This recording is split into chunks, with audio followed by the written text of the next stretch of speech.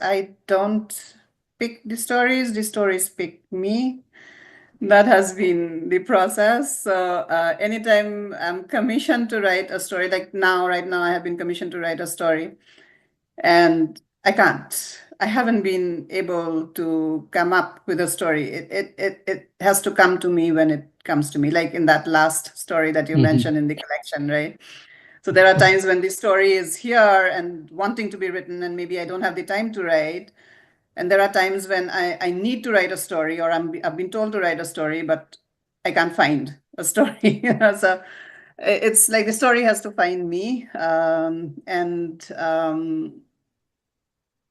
Yeah, but when I start telling that story, when the story does find me, I kept finding myself going more and more into the whole world of folklore and how stories are told. Because uh, initially, my stories, like I said, in this collection, right, in the Women Who Would Not Die, the first few stories are very realistic. They're very stark. It's more like reportage. So I've been a journalist, and that's how I tell, fact, right? And that's how I was also doing my fiction. Um, but then the more I went inward, folk narratives started weaving themselves into the stories.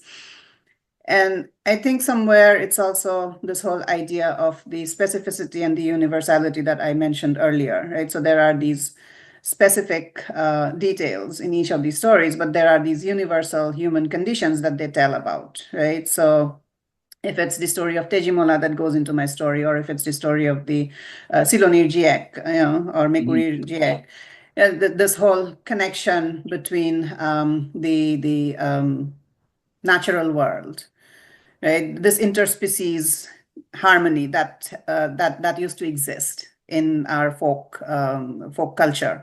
We always used to talk. We used to talk about humans in connection with nature, right? So Tejimola becomes a plant, Mhm.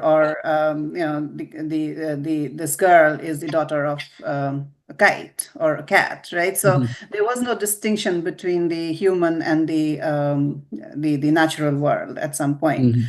And then conflict happened. There was a lot of post-colonial Mhm. violence that happened, and we have started destroying nature. What's happening in Digolipukuri today, right? Mhm. So something like that, maybe we would not have been capable of a few decades ago, right? So we would not have thought about doing something like that, whether it's Digolipukuri or it's anywhere else in the Mhm. Northeast.